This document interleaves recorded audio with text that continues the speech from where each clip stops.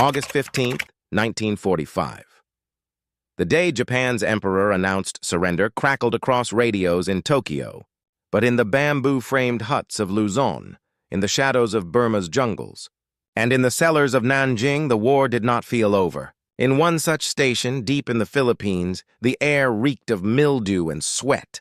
Thin paper screens rattled in the humid wind, and a group of young women, some barely out of girlhood, sat in silence, clutching one another like driftwood in a storm.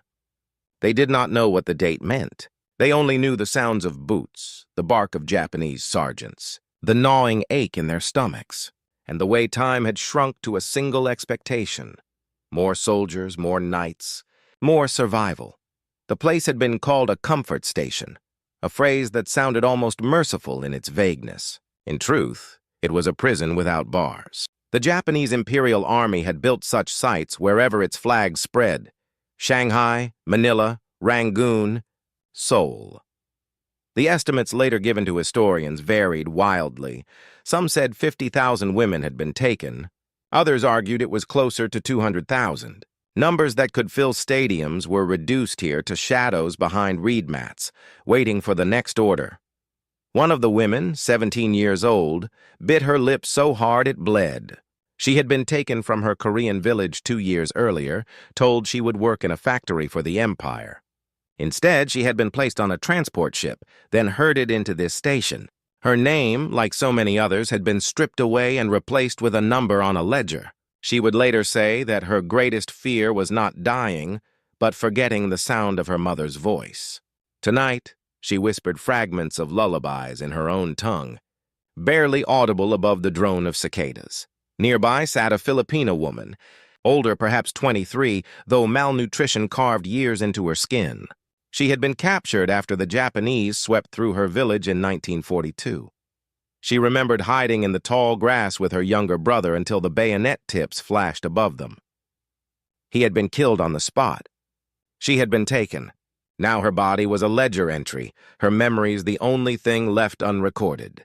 She kept her eyes fixed on the floorboards, for she had learned that eye contact, whether with Japanese guards or fellow captives, invited danger.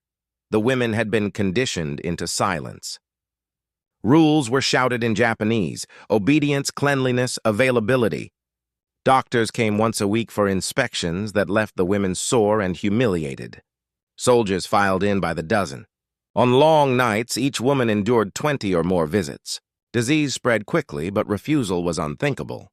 They lived in the paradox of surviving the war, yet feeling every day like its most expendable casualties. Outside, the war was indeed shifting. American bombers had rained fire on Tokyo. The atomic mushroom clouds had risen over Hiroshima and Nagasaki. Emperor Hirohito's surrender speech would soon signal the collapse of an empire. But in these hidden rooms, there were no radios, no celebrations, no knowledge of history turning. Only the creak of doors, the hiss of lamps, and the dread that another set of boots would scrape against the threshold. The Japanese guards had fled days earlier, abandoning their posts when defeat became inevitable. Yet the women did not feel liberated. Abandonment did not equal freedom. It meant exposure. If Japanese soldiers no longer controlled them, who would? Perhaps worse men, perhaps enemies even more ruthless. Rumors drifted through like smoke. Americans were near. For women who had endured years of being used by one army, the thought of another army filled them with terror. Soldiers were soldiers. Uniforms, no matter their color, meant power over the powerless. One woman whispered that Americans were tall giants who smoked cigars and shot first, laughed later. Another said she had heard from a Japanese officer that the Americans were even more barbaric, that they would defile any woman they found. The irony, of course, was bitter. They were already living through what their enemies accused others of. But fear does not measure irony. It measures survival. The hut grew still at dusk. Shadows stretched long over the cracked floorboards. They huddled together, the younger ones clutching the older clutching no one. Outside, the rumble of engines approached. Boots, this time heavier, unfamiliar in rhythm, began to echo. The cicadas faltered, as if the jungle itself were holding its breath. Inside, the Korean girl pressed her nails into her palms until crescents of blood bloomed. She thought of her mother, of a market stall by the river, of roasted chestnuts and the smell of soap. She thought, too, of the endless hands of soldiers, and she prepared herself for more. She knew the steps by heart: look down, endure, survive. She braced for the routine that had erased her humanity and turned her body into a passageway for war. The door slid open. Silhouettes filled the frame, broad shoulders outlined against the fading light. The women recoiled instinctively, pulling shawls tight around bony arms, eyes wide and unblinking. The figures stepped inside, carrying something bulky, something square. The women did not yet understand that they were not boxes of ammunition, but crates of food. The men were not barking orders in clipped Japanese, but murmuring in English, their accents rough, almost musical compared to the harsh syllables they knew. But in that first instant, none of the women could hear difference in tone or language. They only saw uniforms. Uniforms meant ownership. Uniforms meant terror. Their breath quickened, bodies rigid, awaiting the familiar cycle of command and violation. The Americans paused, uncertain at the sight of hollow-eyed women cowering on the floor. They set down their crates with deliberate slowness, like men trying not to spook wild deer. One GI pulled a tin from his pocket, shaking it gently. It rattled with the sound of canned peaches. Another held out a bar of soap as if it were a peace offering. The women did not move. Their minds could not reconcile what their eyes saw. Food? Soap? Offers? These were the tricks soldiers used before cruelty. And yet the Americans kept their distance, speaking words the women did not understand but whose cadence carried no menace. For now it was only confusion. The women sat frozen, blood pounding in their ears, as the strange men with tired eyes and sunburned skin did not lunge, did not shout, did not reach. Something was wrong, something was different. And in that suspended silence, one truth became clear: the war had ended. But what was about to begin would be even more shocking. The Americans stood awkwardly at the threshold, their rifles slung at their sides, boots still caked with jungle mud. Their eyes adjusted to the dim interior, and for a moment neither side moved. The women huddled together like sparrows under a predator's shadow, their gazes fixed on the floor, breaths shallow. The soldiers could not have known the layers of fear they were stepping into. The women could not have guessed that these men, exhausted and half-starved themselves, had come bearing something closer to mercy than conquest. One GI bent down and pried open a crate. The crack of splintering wood made the women flinch, but inside there was no ammunition. Instead, tins gleamed under the lantern light. He held one up, turning it slowly so the women could see the label: bright peaches sealed in syrup. The sweet smell had not yet escaped, but for women who had survived on watery rice and scraps, the sight alone seemed impossible. Another soldier rummaged in his pack and produced cigarettes, offering them like tokens of goodwill. He did not know that many of the women had never smoked, that the gesture reminded them of Japanese officers who had forced such things between their lips. The silence thickened until one man, tall and red-haired, attempted to mime eating. He tapped the tin with his knife, made a spooning motion toward his mouth, and grinned with the nervous smile of someone who knows he looks foolish. For the first time in months, maybe years, a flicker of something not fear but confusion passed across a woman's face. She almost laughed, almost, but the habit of silence clenched her throat shut. In that strange standoff, the Americans seemed more bewildered than threatening. Their eyes softened as they took in the sight: hollow cheeks, arms covered in bruises, hair cut unevenly by months of rough handling. They whispered among themselves, a tone the women did not understand but could sense was gentler than the bark of orders. One soldier muttered, "My God, they're just girls." Another shook his head, muttering curses under his breath at what he was seeing. Finally, the youngest of the women, perhaps 15, reached forward with trembling hands. She expected the blow to come, the barked insult, the punishment for presuming. Instead, the soldier placed the tin gently into her palms. She drew back instantly, clutching it to her chest as if it were contraband, her eyes darting from the can to the man's face. He did not move closer. He simply nodded, once, firmly, then stepped back. The moment rippled through the group. Others glanced at each other, hesitant. Then the older Filipina woman stretched out her arm, fingers thin and shaking, toward the soap one soldier still held. He placed it in her hand without a word. She pressed it to her face, inhaling the clean scent, and tears slid down her cheeks. Soap, a thing so ordinary it rarely merited notice, had become more precious than gold. The Americans set down more supplies: bandages, quinine tablets, powdered milk. The women stared, disbelief etched into their faces. None of this fit the script they had been forced to memorize. Soldiers did not give. Soldiers only took. Yet here were men who offered, then stepped back, as though aware of the invisible boundaries carved by trauma. Outside, the sounds of other squads echoed through the village. Engines rumbled, shouts carried. But inside this hut, the air held still, suspended in fragile equilibrium. The Americans tried to speak, gesturing with open hands. The women remained wary, shoulders stiff, eyes flickering between the door and the floor. The instincts of survival told them this kindness might be a trap, that the cruelty would come later when their guard lowered. But then something almost absurd happened. The red-haired GI pulled from his pack not more food, but a small harmonica. He pressed it to his lips and began to play.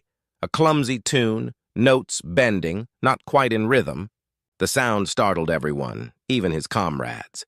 Yet in that strange moment, the hut filled with something neither side expected: music.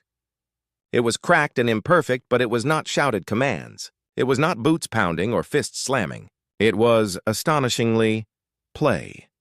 The women's eyes widened. One covered her mouth as if afraid laughter might escape. Another tilted her head, tears mixing with a small, incredulous smile.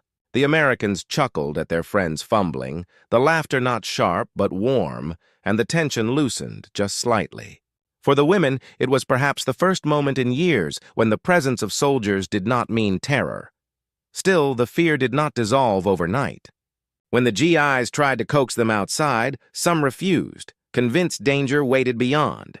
Even when medics arrived with stretchers to take the sick, women clutched one another, begging not to be separated. The Americans, bewildered by this intensity of fear, began to realize the depth of the wounds left behind. A doctor later recorded that the women showed signs of psychic shock, a phrase inadequate to describe the years of systematic violation that had shaped their instincts. Yet slowly, day by day, gestures built trust. A soldier kneeling to lace a woman's torn sandal instead of demanding her body. Another sitting nearby, carving a piece of wood into the shape of a bird, then leaving it at her feet without asking for anything in return. These acts, small and almost awkward, became a language of their own.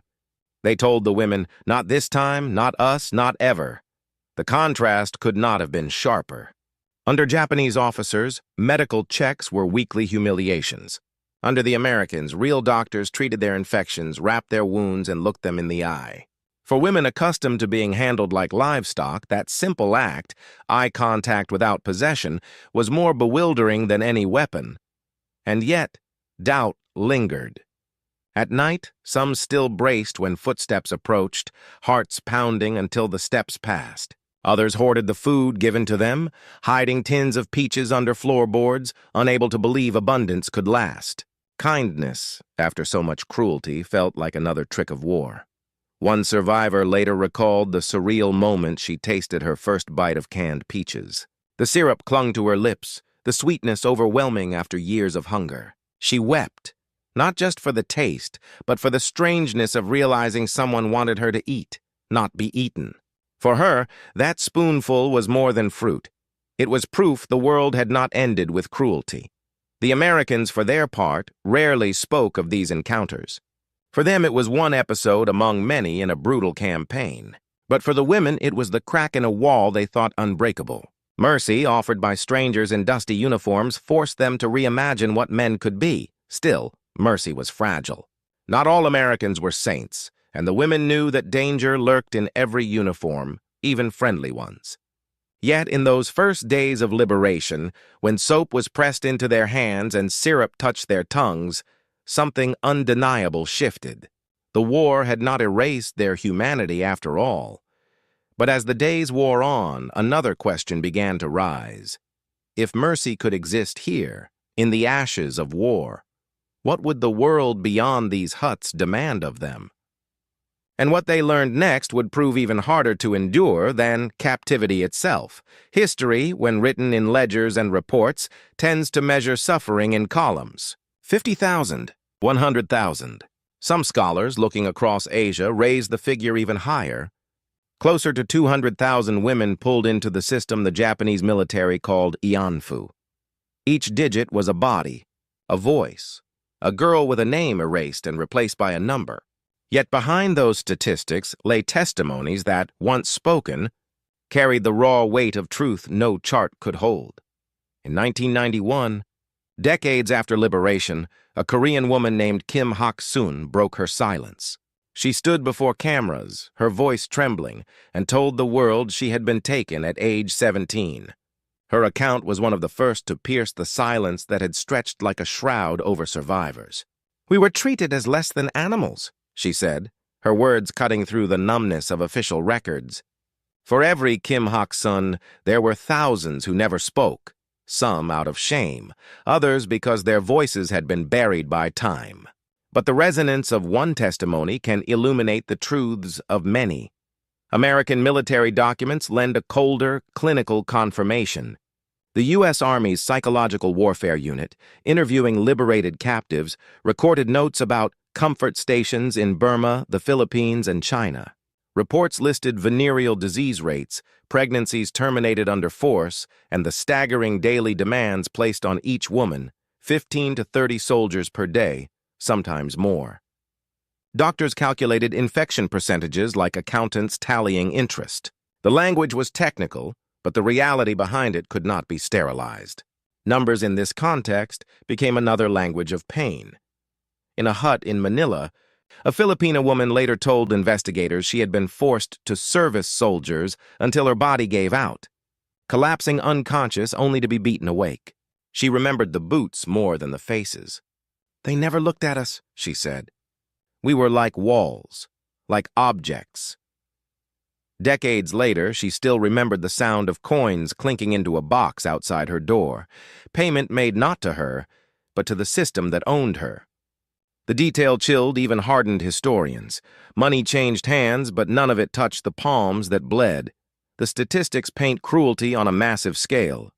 A 1944 Allied report estimated that 80 to 90% of comfort women were Korean. Others were Chinese, Taiwanese, Filipino, Dutch, Indonesian. Nationality did not spare them. Youth was no protection either. Survivors recalled being as young as 13 when first taken. These numbers do not soften with repetition. They grow heavier because each figure demands recognition as a singular human life interrupted. Against this backdrop, the behavior of American soldiers upon liberation appears even more startling. Bound by the Articles of War, U.S. troops faced strict prohibitions against rape. Not all abided by those laws, for no army is spotless.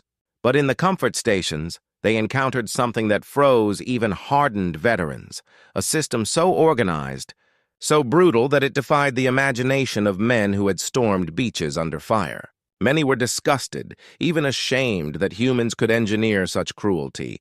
"We thought we had seen hell," one medic later recalled, "but then we walked into those rooms. The contrast was stark. Japanese soldiers had reduced women to schedules, demanding efficiency and exploitation. American soldiers, stumbling into the same huts, responded with shock and often clumsy compassion. They offered what they had: soap, cigarettes, Spam, laughter that was awkward but unthreatening. It was not perfect mercy, but it was mercy nonetheless, and to women who had forgotten such a thing existed, it was disorienting. One survivor recalled, "I thought at first they wanted to fatten us before killing us, but then I realized they wanted us to live." Numbers alone could never convey the sensory dissonance of that moment. Imagine a woman accustomed to the sour stench of sweat and blood suddenly inhaling the clean, sharp scent of soap. A girl who had known only fists pressing against her skin, feeling instead the cold curve of a spoon delivering peaches drenched in syrup. The taste was so sweet it burned, a reminder that the human body was still capable of pleasure unchained from violence. That is the paradox of war.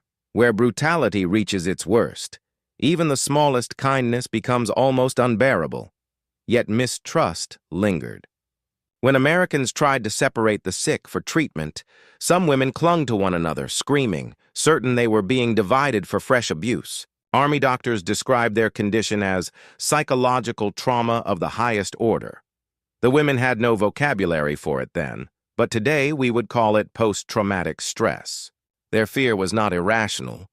It was the product of thousands of days when fear had been the only rational response. Still, fragile transformations emerged. In one case, a Korean girl too weak to walk was carried by 2 soldiers on a stretcher. She wept the entire way, not because of pain, but because no man had ever touched her without violence. The gesture of being lifted instead of shoved was so alien it felt like a miracle. Another woman, holding a bandage in her hands, stared at it as if it were a jewel. She later said it was the first time cloth had touched her skin without tearing it. American medics recorded the medical toll in blunt figures: malnutrition in 70% of rescued women, venereal infections in more than half, scarring in nearly all.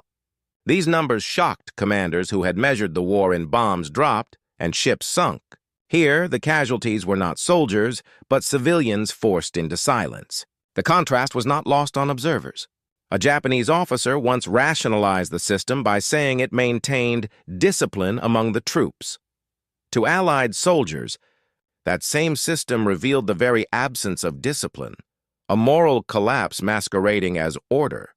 Irony threaded through the testimonies. One American GI joked that the women ate better once freed than the soldiers themselves. His remark, though clumsy, underscored a strange truth. Cans of peaches, powdered milk, and army biscuits became symbols of liberation. The sweetness of sugar contrasted with the bitterness of memory. For many survivors, those tastes lingered longer than the faces of the men who delivered them. And yet, behind every statistic and testimony lies an unanswerable question. How do you measure dignity returned, even in fragments? If one survivor's tears at the smell of soap could be written as data, what column would it fall under? If another's first laugh in years could be graphed, what axis could hold it? History counts bodies, but it struggles to count humanity. The women carried these contradictions into their futures. Some never spoke of their ordeal, burying it beneath decades of silence. Others, braver or more desperate, testified later, forcing governments to reckon with what had been done. Their voices, cracked with age, still carried the disbelief of that first liberation. "I thought all soldiers were the same," one said. "But those Americans, they did not even touch us." The line became refrain, echo, warning, and revelation. Because if mercy could arrive in the form of dirty, exhausted men carrying soap and peaches, what else might the world hold beyond the boundaries of fear? The answer was uncertain, and for many survivors, what came after liberation proved no less complex than captivity. The war ended, but liberation did not mean peace. When the Americans withdrew and the dust of occupation settled, the women who had been freed from the comfort stations faced a silence as suffocating as captivity. For many, the shock of not being touched by American soldiers was only the beginning of a longer, more complicated reckoning. Mercy had come in unexpected uniforms, yet the world beyond the bamboo walls was not ready to accept them as survivors. It often branded them as shameful reminders of what had been endured. Some returned to their villages only to find doors closed. Families, crushed by poverty and fear, did not welcome daughters who carried the stain of the Japanese Empire. A Korean woman recalled walking home after liberation, her body still weak, her hair unevenly hacked short by soldiers years before. She expected an embrace, but her mother turned away, whispering that neighbors would talk. "I was alive," she said years later. "But in their eyes, I was already ruined." That word, ruined, followed countless women across borders and decades, heavy as a shackle. In the Philippines, one survivor attempted to resume life by working in a market, selling fruit in the very stalls where she had once walked as a child. But whispers trailed her footsteps. Men eyed her differently, women crossed the street, children mimicked insults they did not fully understand. She stopped speaking of the Americans who had spared her, for even kindness became a reminder of what she had survived. In a society eager to rebuild, there was no place for those whose existence testified to wounds that could not be rebuilt with bricks. Yet not all voices disappeared. The testimony of survivors, though delayed, began to carve out space in history. Decades later, when women like Kim Hak-sun spoke publicly, their words echoed the astonishment of that first moment of liberation. They remembered soap and peaches, not as luxuries, but as symbols of a humanity returned. "They did not even touch us," she said, her voice carrying equal parts relief and disbelief. For her, the restraint of the Americans had been as transformative as any weapon of war. It suggested that the cycle of abuse was not inevitable, that there could be soldiers who fought without consuming the bodies of the vulnerable.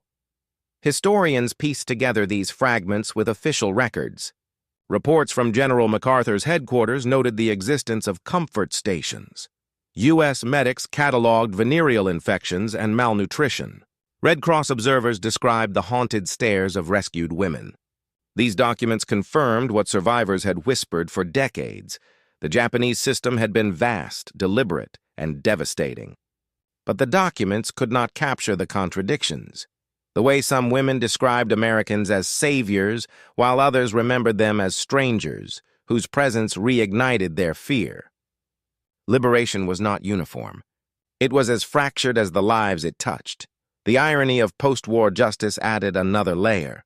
At the Tokyo War crimes trials, prosecutors mentioned the comfort women system only in passing. The tribunal focused on aggressive war and atrocities like the Nanjing massacre. For the survivors, their ordeal became a footnote in the greater theater of international justice. Few Japanese officers were ever punished specifically for running the stations. The women waited for acknowledgement that rarely came.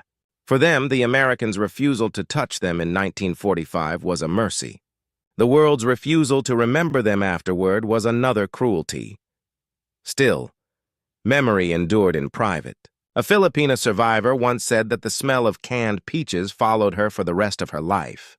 Every time she opened a tin in later years, she would weep, not for the fruit itself, but for the absurd miracle of a soldier offering her sweetness after years of degradation.